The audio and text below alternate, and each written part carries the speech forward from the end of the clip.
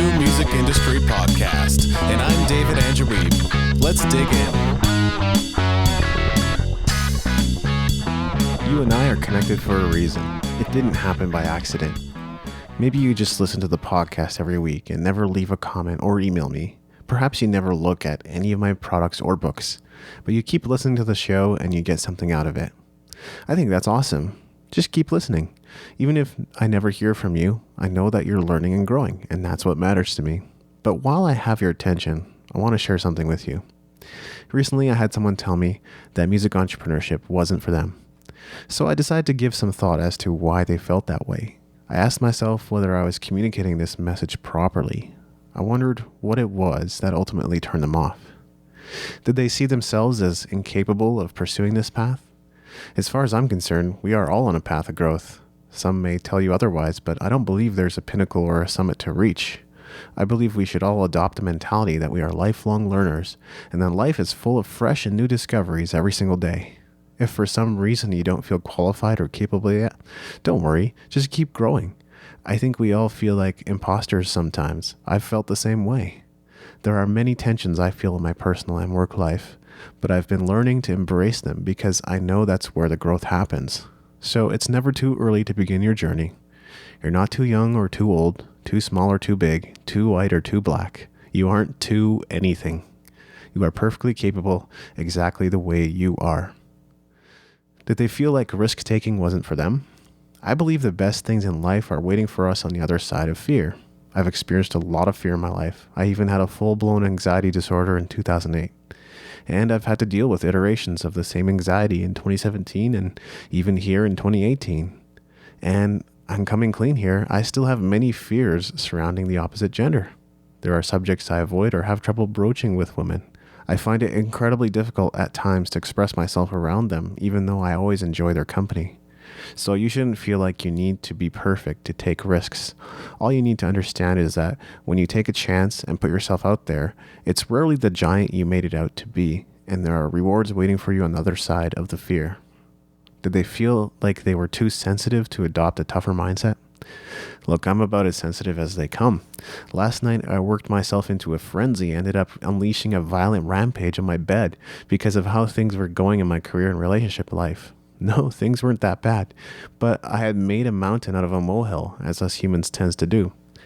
There's no way you're too sensitive to be a music entrepreneur. Being sensitive is a gift, as it allows you to tap into how others are feeling and what they're thinking. It enables you to be sensitive and empathetic to the needs of others.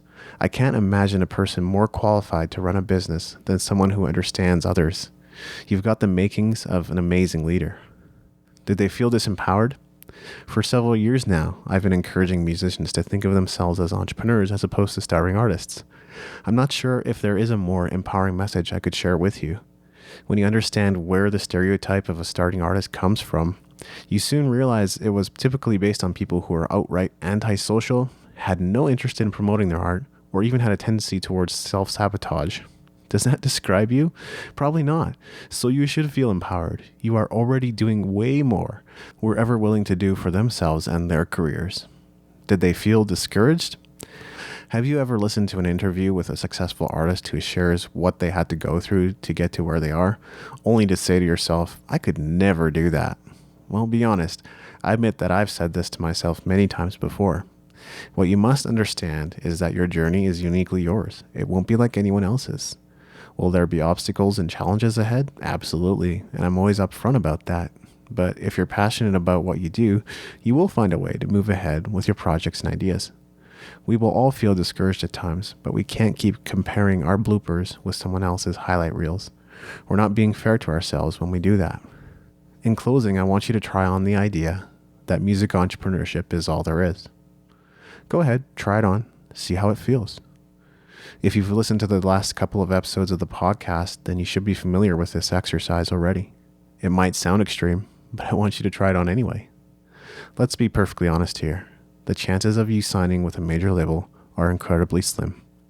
But as I've shared before, independent success is available to all of us. We can all be successful on our own terms. In episode 108 of the podcast, Jules Schroeder shared with us that the unconventional life is quickly becoming the conventional life. She hopes she lives to see the day when people go, "What unconventional life? This is just the way things are now." So, is it possible that music entrepreneurship is all there is? Is it possible that this will be the status quo in 5, 10, or 20 years? Unless you just want to make music as a hobby, then you should consider this possibility. You should try it on and see for yourself what's there.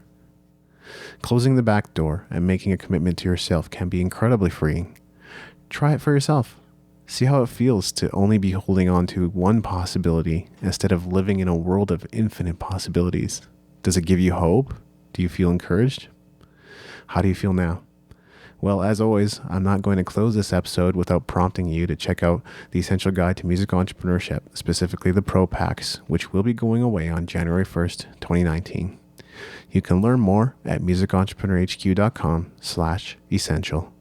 Hope you got something out of this, and I look forward to answering your comments in the show notes. Thanks for listening. Make sure to go to musicentrepreneurhq.com for show notes and other goodies, and leave us a review in iTunes to help us spread the word.